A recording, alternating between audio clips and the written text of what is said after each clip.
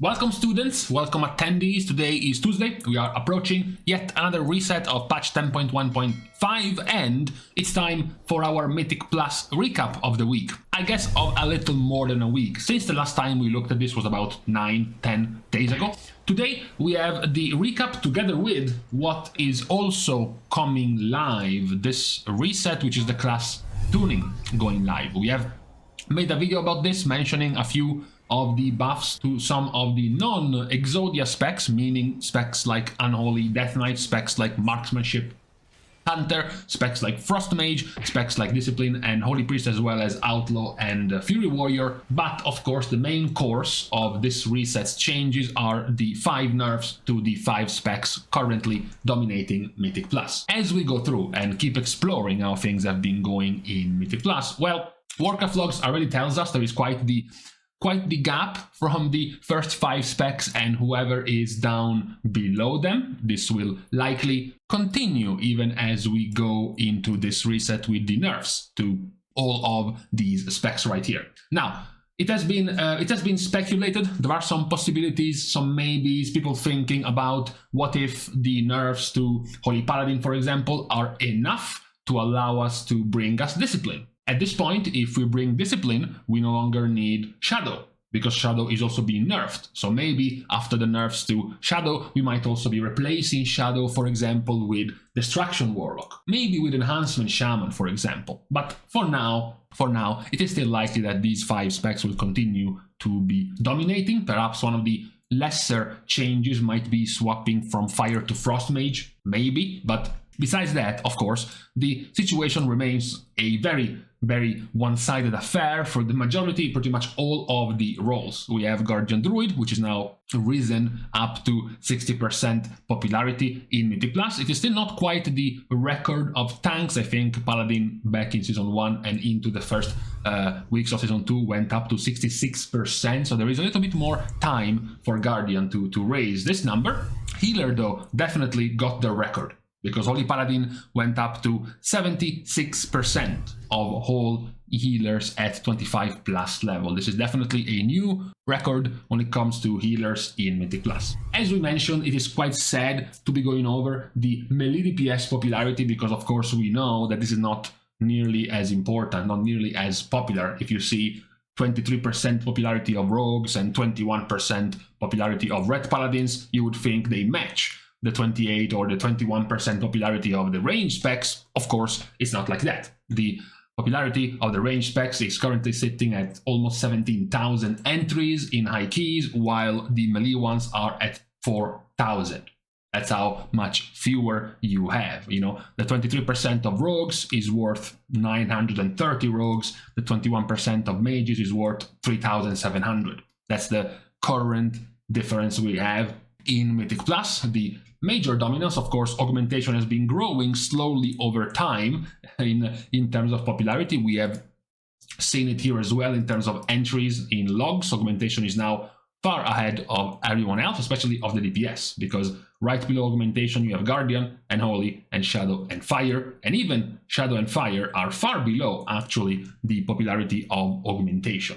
Now, talking about the changes going in this reset in terms of buffs and nerfs, we have mentioned Unholy Death Knight. We have mentioned specs like Outlaw Rogue. So these are melee specs, also already not currently popular, because especially in Mythic Plus, it's Frost Death Knight that is used more than Unholy. So the buffs are both AoE shaped, so they are improving the AoE damage of both Marksmanship and Unholy Death Knight, together with the across the board 5% buff to the damage of Outlaw. Now, it is quite simple right now to say, well, of course, nothing is going to change. These specs were nowhere near the meta specs, so of course this is not really going to be impacting much. Well, obviously, these are not going to be enough to suddenly turn them meta, but they had a problem, as we pointed out before, buffing, for example, the AoE damage of Outlaw or Marksmanship or Unholy. As you can see here, from an average overall DPS in Mythic Plus keys, you can see that the average of Unholy, the average of Marksmanship, the average of Outlaw is amongst the lowest one out of all DPS. In fact, they are the lowest ones amongst Affliction and Assassination. Yes, we could ask ourselves, why does Assassination keep being let behind in a corner without any changes? Some might say because we know at the very least now that in 10.2 there is going to be a rework of rogues. That is true. However, Outlaw is the one that gets buffed this reset, and Subtlety is already doing far better. So if Outlaw was getting buffed by 5%, shouldn't Assassination, have gotten also some kind of buffs this reset? Who knows? Apparently not according to Blizzard. We have already looked at the amount of nerfs, and as always we can see the overall damage of a Fire Mage continuing to be far above pretty much all of the other DPS specs. The nerf to Fire Mage is going to amount to roughly 8% nerf to overall damage of a Fire Mage in a Mythic Plus key, and roughly 6% or so of a nerf to Shadow Priest. It's also going to be a nerf to Augmentation, but as you can see, Augmentation wasn't really doing that high of a damage to begin with. At 135,000 DPS, they were comfortably even with an Outlaw Rogue. They were comfortably beaten by something like a Demolock or a Feral Druid or an Elemental Shaman. So obviously, nerfing Augmentation in terms of sheer damage while keeping all of the rest of the things that make them strong, like the utility that Augmentation has, the ability to let people stay alive, the ability to make tanks even tankier and healers heal even more, that is staying, that is remaining. So nerfing the damage of an Augmentation Evoker is not nearly as important as nerfing a Shadow Priest and nerfing a Fire Mage. There is, though, the question, as we mentioned, about what if, the top groups might start looking into some different types of comps, because after all, if you look at this, the top level of the keys at plus 30 has been stagnating at this point for basically over 2 weeks. We have only, 12, 13, 14 keys timed at plus 30, and they are exclusively 2 dungeons, Underrot and Neltharus. And that's it. And as you can see from the affixes, we have gotten them cleared on Tyrannical right now when it is Incorporeal and Spiteful, but also 2 weeks back.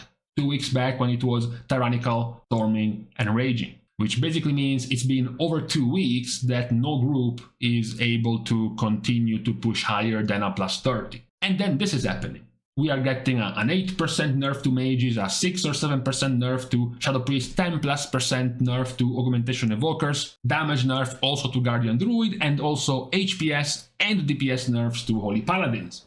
If we have been stuck at this level for over a couple of weeks, and now we are getting even more nerfs, it's, very unlikely to expect these groups to continue to improve over time. So maybe some of these groups might start thinking, we are basically stuck with this comp. We just can't push any higher. So why don't we just try something different, try something new, right? Maybe it's time to replace Holy Paladin with Discipline. Now that we have Discipline in the healer spot, we don't need the Priest in the DPS spot. So maybe we can bring in a Destruction Warlock, and then Fire Mage has been nerfed. Maybe it's time to replace it with a Frost Mage. Maybe that could be something groups might start trying, simply because at this point, continuing to push with this group at this high of a level doesn't seem to be possible anymore, at least past this level, since all of these specs are getting nerfed. But what about the pleb? What about the casual? What about the happy adventurer who is content doing plus 17s, maybe plus 20s, plus 22s, a much more average level of Mythic Plus keys, rather than looking at the absolute top? Even though talking about something like, oh, I wonder what the top groups at plus 30 level are trying to do, feels like and seems like it totally won't really change anything for you. It actually will. It actually will, because the meta in this game has a trickle-down effect, which means what the top player does gets copied by the ones one tier below, which then gets copied by the one tier below, and keeps going down, further down. So even at a more common level that might impact many of the players in the game, you will still feel the effects of this meta. What if we just take the keystone levels and we cut them to a plus 20? Let's not look at the super high keys. Let's look at this average soft core, mid core level of keys of a plus 20, right? Augmentation, Holy, Guardian, Shadow, Ret, and Fire.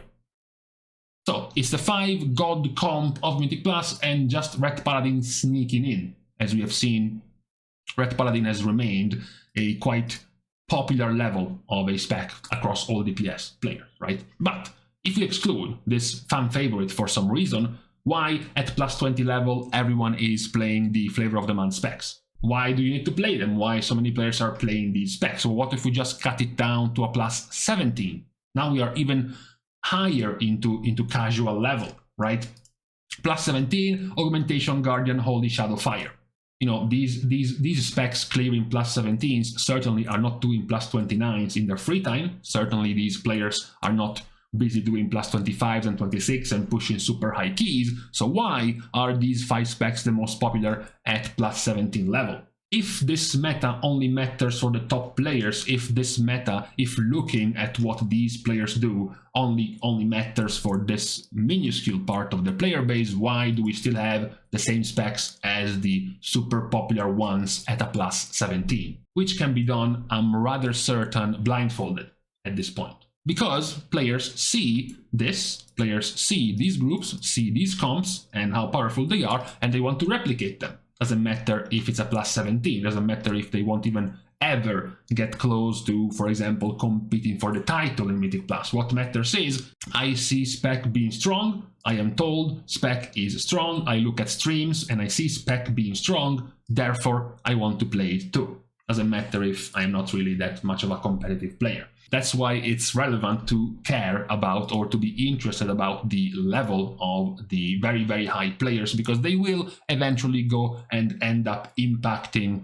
where you're playing at. Most of the time, regardless of which level you are playing at, it will, fall down on your level as well. So it is important, as I mentioned, it was important for Blizzard to do something about these specs. We have talked about how this is still far too late in the patch. What's that, 4 weeks at this point, 1 month at this point for this set of nerfs? Of course, it's far too late. Most of the groups at this point have already settled on what's the strong comp and how far they have been able to push thanks to this comp, so nerfing them now is not really going to amount to anything. As I said, the only thing worth somewhat investigating in, trying to take a look at, is if after this set of nerfs, some of the other specs might be sort of swapped in and out every once in a while, tried, at least tested in place of some of these Exodia specs. As I said, my eyes were on specs like Discipline, specs like Destro, Enhancement, maybe even Ret. You pull a switch, you replace the Priest DPS with the Paladin DPS, and then you replace the Paladin healer with the Priest healer, effectively ending up with the same utility, with the same buffs, etc, etc. That might be also a thing. For now though, as we have pointed out already, nothing else is going to change. The buffs given to these specs we have mentioned, like Holy Priest, Unholy, Outlaw, or Marksmanship, is not, of course, going to change anything whatsoever in Mythic Plus. Mostly also nothing in the raid, because the Unholy buffs and the Marksmanship buffs are almost exclusively AoE, so they won't really have that much of an impact in the raid. For Outlaw, it's a 5% buff overall, so it will also improve them and their value in the raid, not just in Mythic Plus, but in the raid they were already quite the tragic spec, so a 5% buff will make them go from C to B tier, but still quite the low spec, and still likely perhaps behind Subtlety still, but staying for this video in Mythic Plus. As I said, one of the more curious things coming with this reset will be to see if these nerfs to the 5 Flavor of the Month specs will convince some groups to start trying maybe some other specs. Besides that, we can still expect this Exodia comp to continue unrivaled for the next couple of months before the release of Season 3. So, with this bit, we are done for today to our update on how things have been going in Mythic Plus. We can start our goodbyes by thanking all of the Patreon supporters for the contribution and the help to the growth of the channel, which you can still give completely for free. You can like and comment down below, as well as subscribe to the channel itself. So, with these things out of the way, thank you guys again for watching. See you guys tomorrow, and in the meantime, we have went through about a week of chill and even pleasurable temperature, and unfortunately now we are about to get swarmed by some heat again. Damn.